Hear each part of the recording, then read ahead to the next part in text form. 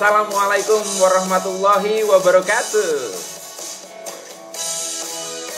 Jumpa lagi kita berjumpa dengan saya Arif Rahutomo atau Arif RH dalam rekaman audio Iseng Reborn.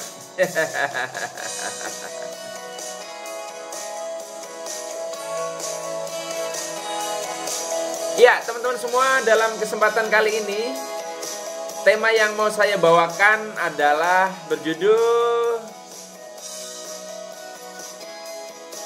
berpindah potensi penderitaan.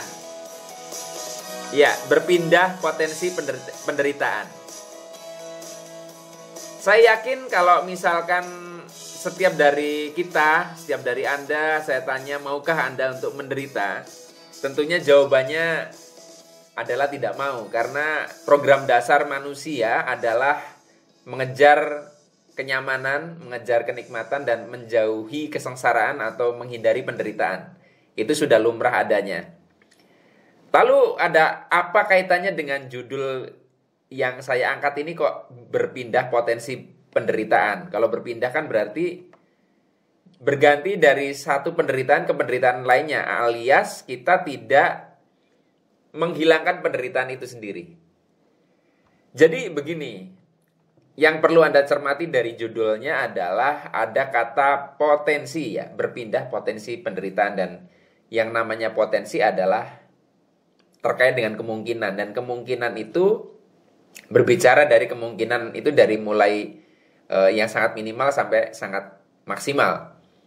Tetapi potensi itu ada, yang namanya potensi itu mungkin terjadi, dan everything is possible in life, apapun mungkin terjadi di dalam hidup.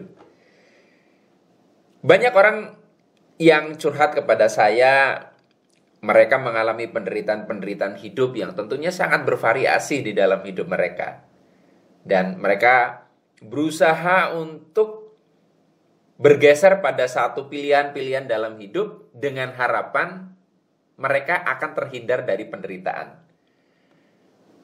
Sebetulnya, kalau disadari betul baik-baik di dalam hidup ini, kita tuh sebenarnya tidak bisa sepenuhnya pergi dari sebuah penderitaan. Kita hanya berpindah potensi penderitaan.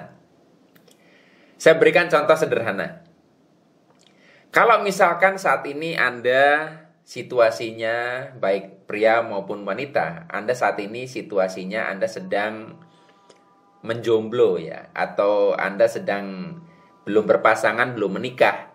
Anda mungkin mengalami penderitaan kesepian, Anda mengalami penderitaan yang namanya kesendirian, Anda mengalami penderitaan yang namanya dibully, ya, diolok-olok oleh lingkungan.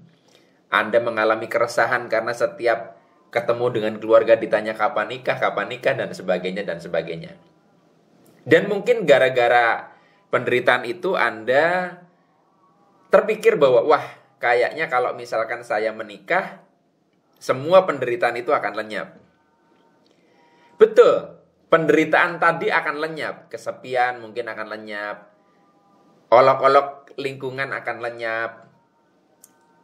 Tapi Anda akan memasuki potensi penderitaan baru. Walaupun tentunya Anda akan mendapatkan kenikmatan baru dan kenyamanan baru. Misalnya, wah, Anda ketika sudah menikah, Anda akan merasakan nikmatnya cinta. Anda akan merasakan, kalau misalkan kita bicara fisik, nikmatnya melakukan persetubuhan dengan lawan jenis. Ya.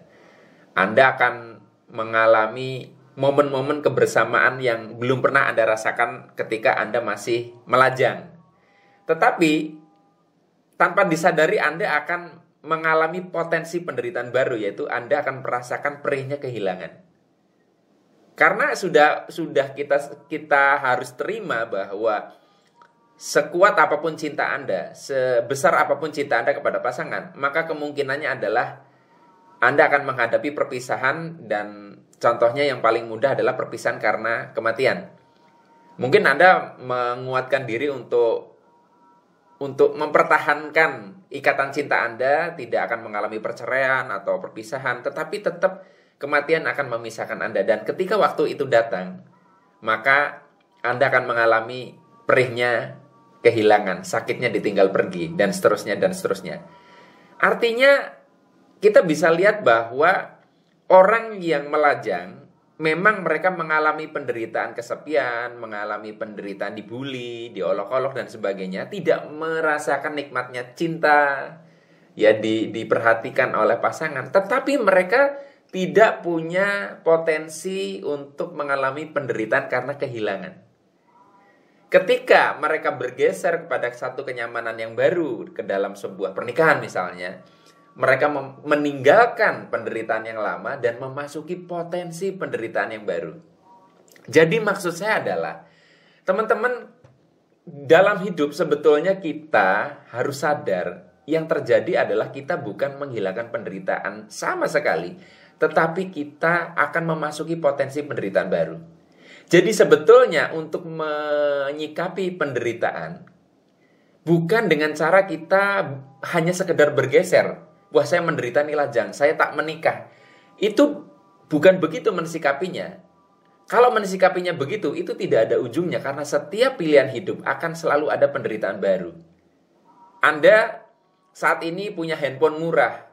Mungkin dengan handphone murah fasilitas-fasilitasnya jadi terbatas ya, kemampuannya terbatas. Katakanlah itu penderitaan Anda, dan Anda berpikir, wah kalau handphone saya mahal, harga 100 juta misalnya, kalau ada handphone 100 juta, pasti fasilitasnya lebih komplit dan sebagainya. Sebetulnya ketika Anda nanti memiliki handphone 100 juta, muncul potensi penderitaan baru. Apa itu? Yaitu Anda jadi mudah was-was kalau meletakkan handphone Anda sembarangan. Karena Anda khawatir itu nanti diambil orang, karena itu adalah barang mahal. Nah, lihat, selalu ada potensi itu. Jadi memang akhirnya balik ke konsep lama yang sering sekali saya bahas dalam rekaman-rekaman suara dan video-video saya, bahwa mensikapi penderitaan adalah ini tentang masalah kemelekatan Anda, nempelnya Anda kepada hal-hal itu. Selama Anda menempel kepada sesuatu hal, melekat kepada satu hal, maka potensi penderitaan akan selalu ada. Jadi kalau misalkan kemelekatan itu memang tidak bisa dihilangkan, ya kita perlu menyadari bahwa oke, saya sekarang bergeser pada keadaan yang lain, saya akan bersiap untuk berdamai dengan potensi penderitaan yang baru. Jadi maksud saya adalah, berhentilah Anda untuk mengira penderitaan Anda akan hilang sama sekali ketika Anda berpindah pilihan dalam hidup. Jadi bagi Anda yang saat ini mungkin sedang melajang, saat ini Anda mungkin belum diberikan kemapanan finansial ya, dan mengalami penderitaan-penderitaan dalam hidup. Ketika Anda ingin berpindah keadaan, tetaplah sadari bahwa ada potensi penderitaan baru yang mungkin akan Anda alami.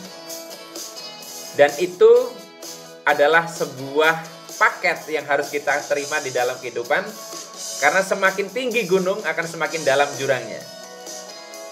Hanya ini yang bisa saya bagikan dalam kesempatan kali ini. Mudah-mudahan bermanfaat. Sampai ketemu lagi dalam rekaman audio Iseng Reborn yang selanjutnya. Saya akhiri, billahi taufik wal hidayah.